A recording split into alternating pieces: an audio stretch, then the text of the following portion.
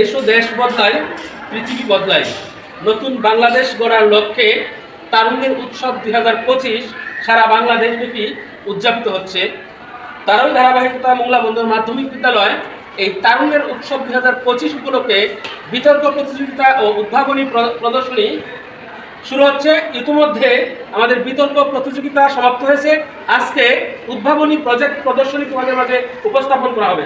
আমরা প্রথমে যেটি দেখছি, প্রাথমিক বিদ্যালয়ের শিক্ষার্থীরা এসেছে আমাদের এই মাধ্যমিক বিদ্যালয়ের শিক্ষার্থীদের দ্বারা উদ্ভাবনী প্রজেক্ট প্রদর্শনের জন্য। আমরা এখানে দেখতে পাচ্ছি উদ্ভাবনী প্রজেক্টের এটার নাম কি? Fire alarm plus water pump. Fire alarm plus water pump নামক একটি যন্ত্র নবম শ্রেণীর ছাত্র সাবির সে তৈরি করেছে। এটাই এখন শিক্ষার্থীদের মাঝে সে বোঝাবে যে এটা কাজ কি, এটা কিভাবে ব্যবহার করতে হবে। ধন্যবাদ স্যার আমাকে বলার সুযোগ করে দেওয়ার জন্য। আসসালামু আলাইকুম, আমার নাম সাবির হোসেন, আমি নবম শ্রেণীর একজন ছাত্র। আমার প্রজেক্ট হচ্ছে ফায়ার অ্যালার্ম সম্বন্ধে। মূলত যদি আমার সেন্সরের সামনে যদি আগুন ধরে তাহলে এটা ঠিক করে অ্যালার্মে পৌঁছে দেয় এবং শব্দ করে।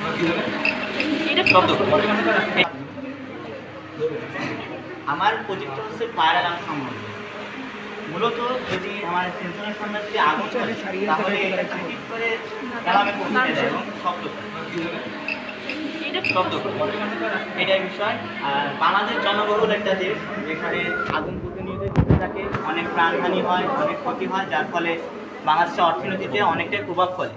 আমি সেই বিষয়টাই করে সমাধান করার জন্য আমার পক্ষ থেকে এই যন্ত্রটা আমি বানাইছি। এখন আমি তোমাদের একটু দেখাই কীভাবে এই জিনিসটা কাজ করে। আমি যখন এই কানেকশনটা দিব তখন ওখানে একটা আলো জ্বলছে, তাই না, সবুজ, অর্থাৎ সেন্সরের সাথে লাইন পাইছে। সেন্সরে আমার লাইন পেলে এখন আমি যদি এখানে আগুন ধরে শব্দ হয়েছে, তার মানে কি আগুন যদি এখানে ধরে তাহলে এখানে শব্দ হবে, প্লাস আমার এখানে শব্দ হওয়ার সাথে সাথে এখানে প্রতিরোধমূলক একটা মোটর থাকবে, যার মাধ্যমে পানি এখান থেকে যাবে এবং পানি এখান থেকে বেরোবে। দেখো এখানে বাতাস আসছে, ধরো এখানে একদম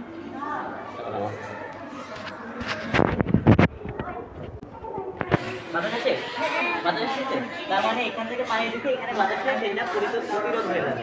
ঠিক আছে, এটাই হচ্ছে আমার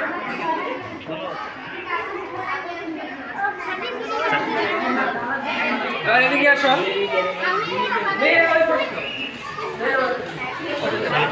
এবার আমরা দেখবো শিক্ষার্থী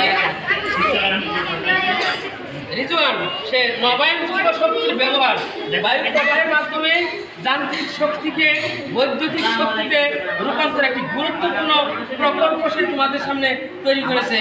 এই প্রকল্পটির কাজ, এই প্রকল্পটির ব্যবহার সম্পর্কে এখন সে তোমাদেরকে অবগত করবে। তুমি একটু বুঝিয়ে দাও তোমার এই উদ্ভাবনের কাজটা কি। প্রথমে আমি ধন্যবাদ জানাচ্ছি আমাদের স্যারকে, যে তিনি আমার স্টলটি পরিদর্শন করতে এসেছেন। এর সাথে উপস্থিত আছেন আমার সকল ছোট বড় প্রান্তীয় ভাইবোন।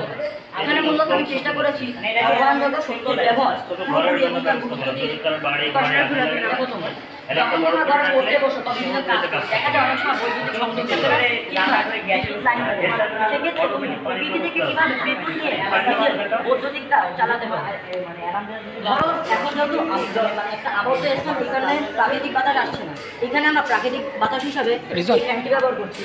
তুমি যখন দেখতে পাচ্ছ এই প্রাকৃতিক বাতাস এই উইন্ড মিলে ঘুরছে, তখন এইখানে যখন বাতাস আসছে আস্তে আস্তে এখানে বিদ্যুৎ উৎপন্ন হচ্ছে, এত লাইট জ্বলে উঠছে।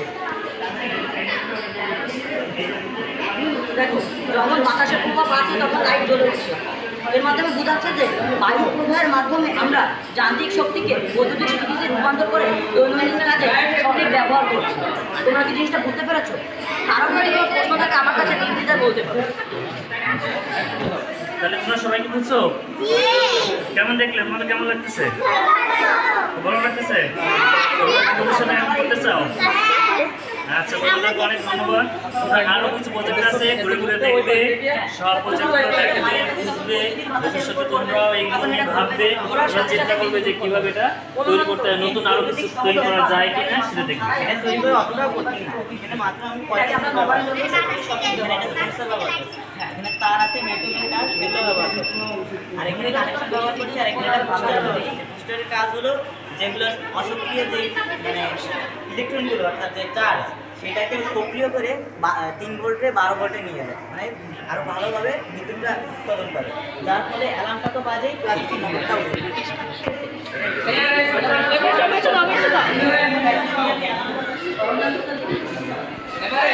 কি এক একটা নিয়ে এসে রে বাবা।